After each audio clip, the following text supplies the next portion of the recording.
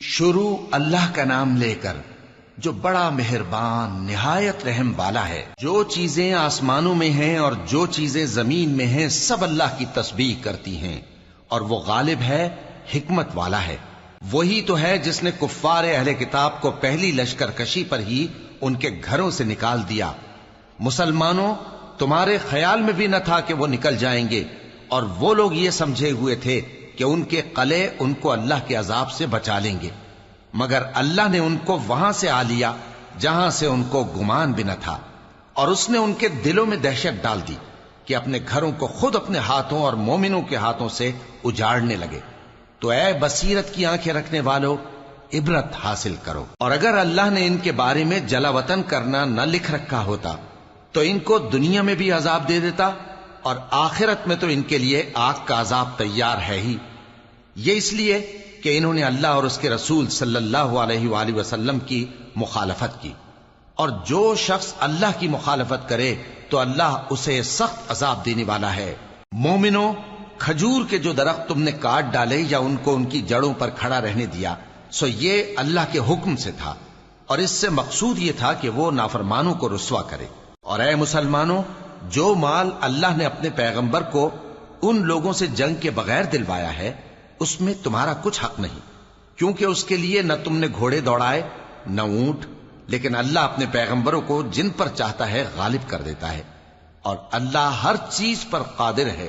جو مال اللہ نے اپنے پیغمبر صلی اللہ علیہ وآلہ وسلم کو بستیوں والوں سے دلوایا ہے وہ اللہ کے اور پیغمبر کے قرابت والوں کے اور یتیموں کے اور حاجت مندوں کے اور مسافروں کے لیے ہے، تاکہ جو لوگ تم میں دولت مند ہیں انہی کے ہاتھوں میں نہ گردش کرتا رہے، اور جو چیز تم کو پیغمبر صلی اللہ علیہ وآلہ وسلم دیں وہ لے لو، اور جس سے منع کریں اس سے باز رہو، اور اللہ سے ڈرتے رہو، بے شک اللہ سخت عذاب دینے والا ہے۔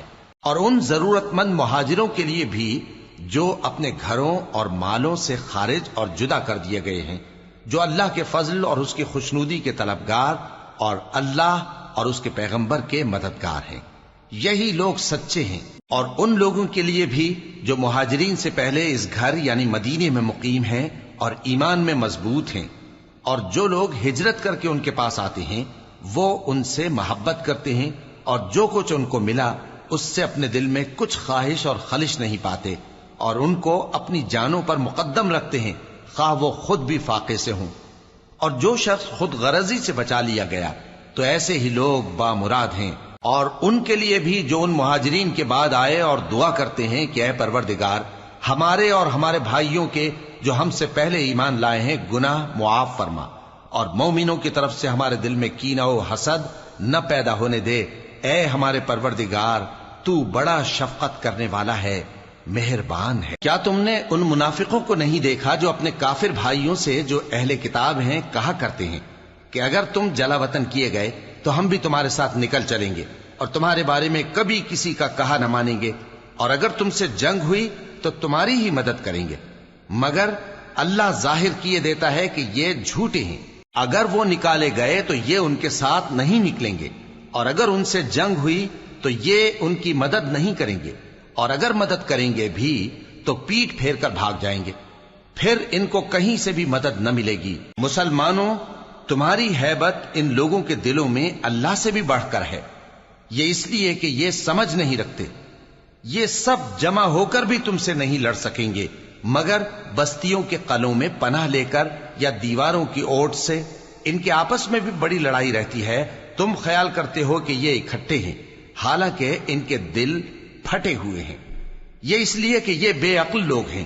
ان کا حال ان لوگوں کا سا ہے جو ان سے کچھ ہی پیشتر اپنے کرتوت کی سزا کا مزہ چکھ چکے ہیں، اور ان کے لیے دکھ دینے والا عذاب تیار ہے۔ منافقوں کی مثال شیطان کی سی ہے کہ انسان سے کہتا رہا کہ کافر ہو جا، پھر جب وہ کافر ہو گیا تو کہنے لگا کہ مجھے تجھ سے کچھ سروکار نہیں، مجھ کو تو اللہ رب العالمین سے ڈر لگتا ہے۔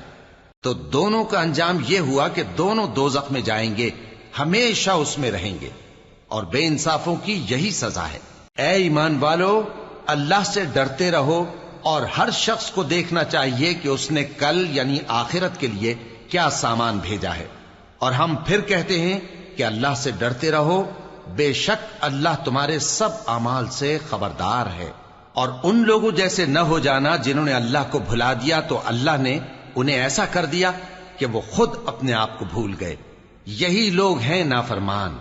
اہل دوزخ اور اہل بہشت برابر نہیں، اہل بہشت ہی کامیابی حاصل کرنے والے ہیں۔ اگر ہم یہ قرآن کسی پہاڑ پر نازل کرتے تو تم اس کو دیکھتے کہ اللہ کے خوف سے دبا اور پھٹا جاتا ہے۔ اور یہ مثالیں ہم لوگوں کے لیے بیان کرتے ہیں تاکہ وہ غور کریں۔ وہی اللہ ہے جس کے سوا کوئی معبود نہیں، پوشیدہ اور ظاہر کا جاننے والا، وہ بڑا مہربان ہے، نہایت رحم والا ہے۔